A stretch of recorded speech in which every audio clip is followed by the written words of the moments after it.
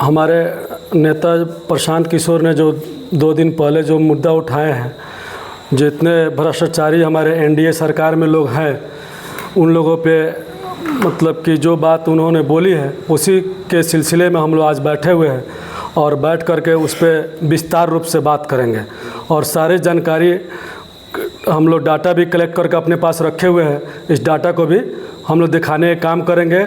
जो लोग अगर चाहते हैं कि मतलब कि कुछ प्रूफ हमें चाहिए, उनको प्रूफ भी देंगे। लगातार पहले लोग राजद के भ्रष्टाचार का आरोप लगाते थे, लेकिन एनडीए में भी प्रशांत किशोर भ्रष्टाचार का क्या कहेंगे? देखिए, वो तो मात्र 950 करोड़ के आसपास की जो चोरी हुई थी, जो चारा घोटाला बोलते थे, उसमें लालू जी आपको जेल भी गए, उसके सज़ा भी पाए और उन्होंने जो किया वो भी गलत किया। आज उनसे बड़े बड़े हमारे बिहार में अभी नीतीश चाचा की सरकार है, इसमें 71,000 करोड़ की घोटाला हुआ है। ये लोग कमरी ओढ़ कर घी पी रहे हैं और किसी को जानकारी भी नहीं है, जिसमें हमारे महान सम्राट चौधरी जी हैं, नाम बदलने में भी महान है। लगभग उन्होंने 3 नाम बदल चुके हैं। जिससे पहले उनका नाम फर्स्ट नाम था सम्राट कुमार मौर्य। जब उन्होंने एक कांग्रेस के नेता को 1998 में बम से उन्होंने मरवाया था, उसके केस में उन्होंने जेल भी गया था और उसके बाद उनका बेल हुआ। बेल होने के बाद जब वो बाहर आए तो उन्होंने अपना नाम बदल कर राकेश कुमार रख लिया। उसके बाद कुछ सालों के बाद उन्होंने जब विधायक के इलेक्शन लड़े तो उन्होंने दिखाया कि सत्वा की मतलब सर्टिफिकेट ही उनके पास था अवेलेबल। आज उनके पास सर्टिफिकेट भी, मेडिकल का सर्टिफिकेट भी उपलब्ध है और उन्होंने अब नाम उन्होंने रख लिया है सम्राट चौधरी। जो इन्होंने इस कार्यकाल में लगभग 15 से 20 साल के अंदर में उन्होंने 3 नाम बदल लिया है। और हमारे दिलीप जायसवाल हैं, वो हमारे प्रदेश अध्यक्ष है एनडीए का, जो भाजपा से आते हैं और उन्होंने भी पहले मतलब कि क्राइम में अंदर बाहर हो चुके हैं। उन पे केस हुई थी जिसमें उन्होंने पुलिस को जांच का ये भी दिया गया था, मतलब उन्होंने जांच सही उन लोगों ने किया नहीं। इसलिए हमारे पार्टी के जन स्वराज पार्टी ने से मिल करके और जो पीड़ित परिवार है उनसे मिल करके उन फिर से केस किया गया है, फाइल दायर किया गया है, जिसमें आगे की कार्रवाई कोर्ट करेगी। और उसके बाद हमारे मंगल पांडे जी हैं, जिनकी पत्नी के अकाउंट में बड़ी रकम आती है। लगभग पंजाब नेशनल बैंक के अकाउंट में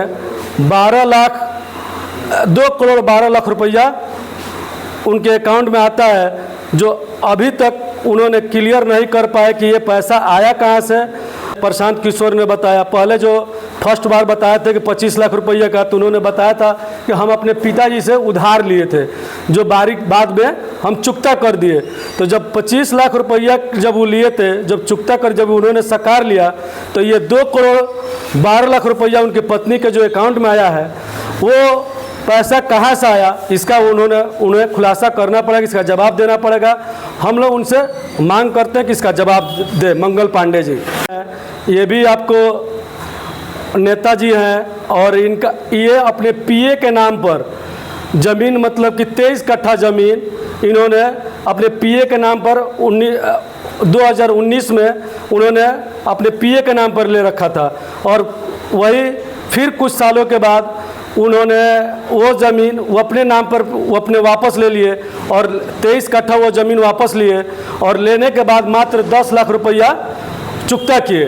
और जब इनकम टैक्स का जब नोटिस गया, तब उनसे जब पूछा गया कि भाई ये 10 लाख का तो ज़मीन नहीं है, ये डीड 34 लाख का बना था, तो उन्होंने 34 लाख रुपये का जब नोटिस जाने के बाद उन्होंने 27 अप्रैल 2025 को इनकम टैक्स का नोटिस जाने के बाद उन्होंने 25 लाख रुपया को ट्रांसफ़र किया है अकाउंट से। उसका भी प्रूफ है, आप लोग इस प्रूफ को दिखा भी सकते हैं, ये लिखित में है। ये कोई मुज़बानी हम लोग किसी पे ये नहीं क्लेम नहीं लगा रहे हैं लोग। उनकी संभावी चौधरी करके उनकी एक बेटी है, जो उनकी सगाई हुई थी। सगाई से विवाह के दरमियान लगभग उनके अकाउंट जो ट्रस्ट है, ट्रस्ट से लगभग 200 करोड़ के लगभग पैसा आवागमन हुआ है, जिसमें 38 करोड़ 84 लाख रुपये का ज़मीन का खरीद बिक्री है।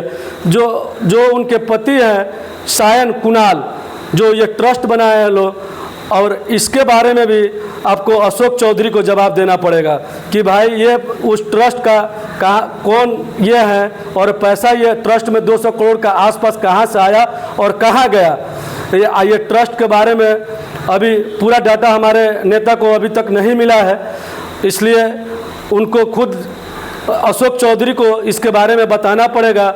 हमारे नीतीश चाचा जो हैं वो तो ईमानदार हैं, ईमानदार की छवि बना करके हम लोग समझ रहे हैं कि बहुत ईमानदार है, मगर जब सत्ता में वही है तो उनको तो ये जवाब देना पड़ेगा। इसलिए तेजस्वी के साथ थे तो तेजस्वी जी का एक कोई उन पे कंप्लेन हुआ था तो उन्होंने जवाब मांगा था। सरकार यहाँ तक अपना सत्ता से अपने सरकार खींचने का भी काम उन्होंने किया था और इतने भ्रष्ट लोगों के साथ उन्होंने सरकार बना रखे हैं और उनका खूब उप मुख्यमंत्री उनके साथ, वो भी 3-3 नाम बदल करके इतना रुपया का गबन किए हुए हैं।